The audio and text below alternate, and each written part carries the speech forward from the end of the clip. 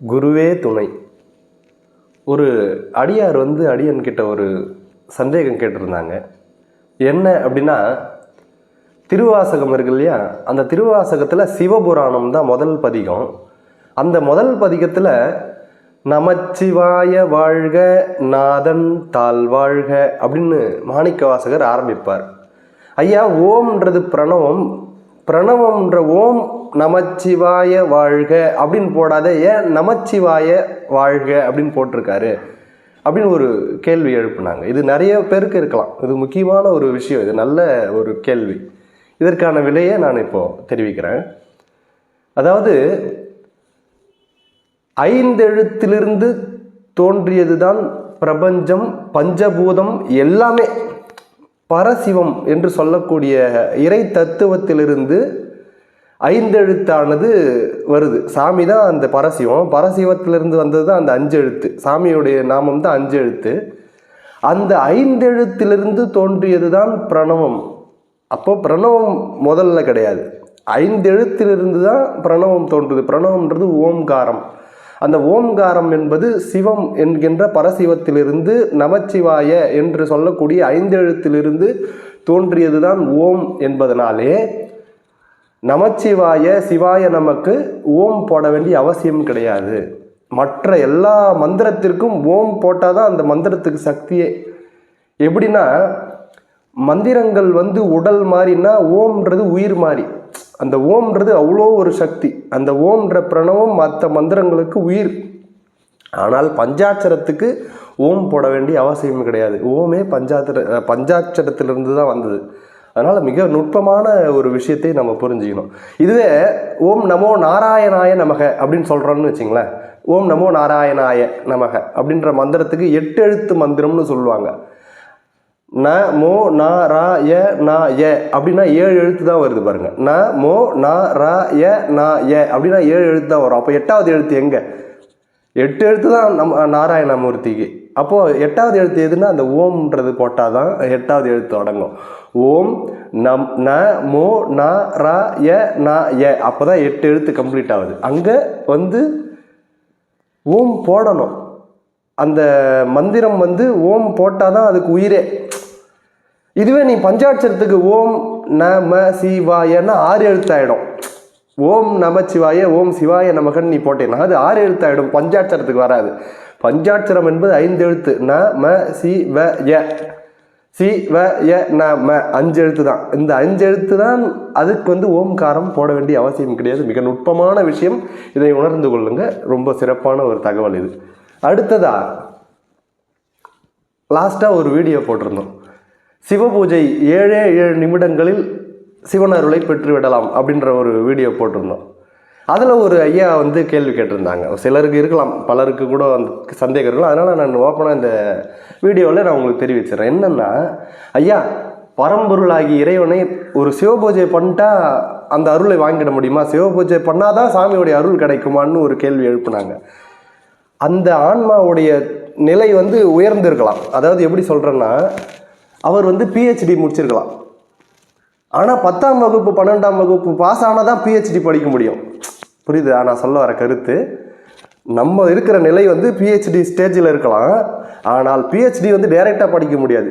10ஆம் வகுப்பு பாஸ் ஆகணும், 1ஆம் வகுப்பு பாஸ் ஆகணும், 5ஆம் வகுப்பு பாஸ் ஆகணும், 8ஆம் வகுப்பு பாஸ் ஆகணும், 10 பாஸ் ஆகணும், 12 பாஸ் ஆகணும், அதுக்கப்புறம் காலேஜ் முடிக்கணும். அதுக்கப்புறம் தான் நீ PhD நிலை வாங்க முடியும். இப்போ நம்ம PhD படிச்சுட்டு அந்த ஸ்டேஜ்லேருந்து கீழே பார்க்கும்போது என்னையா 10வது 12வது படிப்புன்ற மாதிரி இருக்குது அந்த கேள்வி.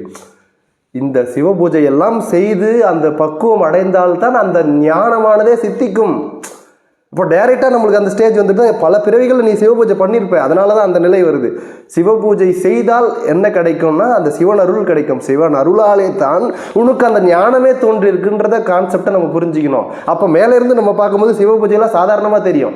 ஆனால் தெரிந்தால் அது தப்பு கிடையாது. அந்த 5வது 6வது 8வது 10வது 12வது முடிச்சாதான் அந்த ஸ்டேஜுக்கு வர முடியும்ன்றதை நம்ம தெளிவாக உணரணும். இந்த கருத்தை நம்ம விவாதத்துக்காக நான் சொல்லலை, இது மிக உன்னிப்பாக கவனிக்கணும். ஏன்னா நம்ம இப்போ PhD ஸ்டேஜ்லேருந்து பார்க்கும்போது 10வது 12வதுலாம் சிம்பிளாக தெரியும். ஆனால் 10வது 12வது பாஸ் ஆனால் தான் இந்த PhD வர முடியுன்றதை நம்ம மிக நுட்பமாக உணர்ந்து கொள்ளணும். இது 2வது கேள்வி முடிஞ்சது. அடுத்தது 3வதாக ஒரு தகவல் என்னன்னா, இதுவும் ஒரு ஐயா கேள்வி கேட்டிருந்தாங்க.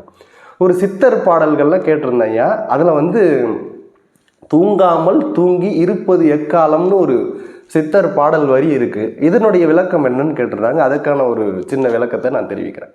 இது சிற்றறிவு கேட்டிய விளக்கம் தான்.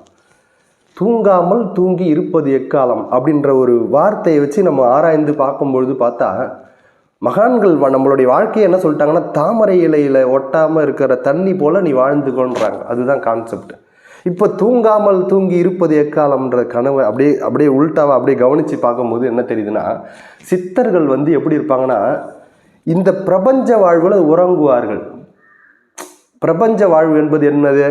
நம்ம வாழுற வாழ்க்கை, இந்த உலக தேவை, ஆசா பாசம், இது எல்லாமே இதில் அவங்க உறங்குவாங்க. அவங்க விழித்திருப்பது எதில்னா இறைவனோடு விழித்திருப்பார்கள். இங்கே தான் இப்படியே தான் இருப்பாங்க. ஆனால் இதில் எதையிலையும் ஒட்ட மாட்டார்கள். இதில் எதுலேயும் அவங்க ஆன்மா செல்லாது. எல்லாம் இருக்கும், வீட்டில் இருக்கும், ஏசி இருக்கும், சேர் இருக்கும், வாடகை சைக்கிள் இருக்கும், எல்லாமே இருக்கும். ஆனால் அதில் ஒட்டாமல்னா எப்படின்னா, இதில் மனசு வந்து இதுலேயும் பற்றாது. அவங்களுடைய பற்று எங்கே இருக்குன்னா பரம்பொருள், அந்த பரம்பொருள் தன்மையிலுமே அவங்க பற்று இருக்கும். இங்கே ஒட்டி இருக்காது. அங்கே தூங்கி அங்கே விழித்திருப்பார்கள். ஆனால் அதுவே இது எங்க ரொம்ப கஷ்டமாங்க ஐயா இந்த ஸ்டேஜ்னா. ஒன்றும் இல்லை, ஈஸி தான். எப்படின்னா நம்மளுக்கு புரியுற மாதிரி நான் சொல்கிறேன். இதுவே நம்ம இப்போ வந்து ஒரு ஆலயத்துக்கு போகிறோம், ஒரு கோவிலுக்கு போகிறோம். அந்த கோவிலில் போய் அப்படியே செருப்பு கழட்டி விட்டுட்டு உள்ளே போய் சிவபெருமானே அப்படின்னு சொல்லி நம்ம ஆண்டவனை போய் நம்ம வணங்க போகிறோம். அங்கே வணங்கும் பொழுது நம்மளுடைய கவனத்தை பாருங்கள். நம்ம போய் சாமி முன்னாடி அப்படியே சிவசிவான்னு கையெடுத்து கும்பிடுவோம். நம்ம சிந்தனை, அடடா வீட்டில் பையன் வந்திருப்பானே, பால் அடுப்பில் ஆன் பண்ணி வச்சுட்டு வந்தனே, அது ஆனில் இருக்குமா, இல்லை ஒருவேளை பொங்கிட்டு இருக்குமா, பால்கார் வந்து போயிட்டுருப்பாரா, இல்லை நம்ம நண்பர் ஒருத்தர் வந்து பார்க்க வரனாரே அவர் வந்து போயிட்டுருப்பாரா. இப்போ நம்ம நிற்கிறது ஆலயத்தில், இறைவனுக்கு முன்னாடி நம்ம நிற்கிறோம். ஆனால் மனம் வந்து இங்கே வீட்டில் வந்துடுது. அப்போது பரம்பொருள்கிட்ட நம்ம மனம் ஓட்டலை, இந்த உலகாயுதத்தில் ஒட்டுது. இதே தான் அவங்க என்ன பண்ணுவாங்க, உலகாயுதத்தில் ஒட்டாது பரம்பொருள்கிட்ட ஒட்டும். இதுதான் இந்த உலகாயுதத்தில் ஒட்டுது. இதே தான் அவங்க என்ன பண்ணுவாங்க, உலகாயுதத்தில் ஒட்டாது பரம்பொருள்கிட்ட ஒட்டும். இதுதான் தூங்காமல் தூங்கி இருப்பது எக்காலம். இந்த தூங்காமல் இங்கே வந்து அவங்க தூங்கிடுவாங்க, உறங்குவாங்கள் என்பது இங்கே அவங்க மனசு ஒட்டாது, இறைவன் மேலே ஒட்டும். நம்மளுக்கு அங்கே ஒட்டாது, இங்கே ஒட்டும். இது உள்டா நம்மளுக்கு அப்படியே. இதுதான் வந்து அவர்கள் வந்து தூங்காமல் தூங்கி இருப்பது எக்காலம். இங்கே உறங்கி அங்கே விழித்திருக்கணும். எப்பவுமே அந்த காதலியை நினைத்து கொண்டிருக்கிற மாதிரி அந்த பரம்பொருளையே இந்த ஆன்மா அப்படியே அதிலே மூழ்கி கிடக்கும். உலக விஷயங்கள் எதிலையும் ஒட்டாது. இதுதான் அவர்களுடைய நிலை என்பதை நம்ம புரிந்து கொள்ளும். தொடர்ந்து நம்மளுடைய யூடியூப் சேனலை பார்த்து கொண்டு வாருங்கள்.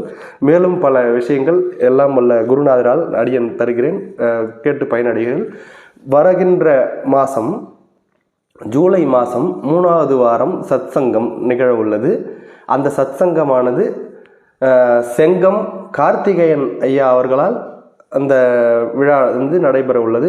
அனைவரும் வந்து கலந்து கொள்க. நன்றி, வணக்கம். திருச்சிற்றம்பலம்.